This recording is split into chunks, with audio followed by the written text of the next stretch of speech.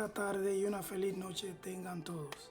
Los que me conocen saben que mi nombre es Lionel, pero para ti, si quieres encontrarme en YouTube, solamente tienes que escribir Ty My Folio y podrás encontrar mi canal.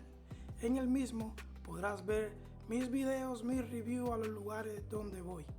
De esa forma podremos conocernos un poquito mejor. Si quieres, me das un like y si te suscribes, verdaderamente te lo voy a agradecer. Pues nada, let's do it. Thule Quick Release Bracket Part número 100203 es el nuevo reemplazo al modelo azul y negro. Este también es de plástico y acero.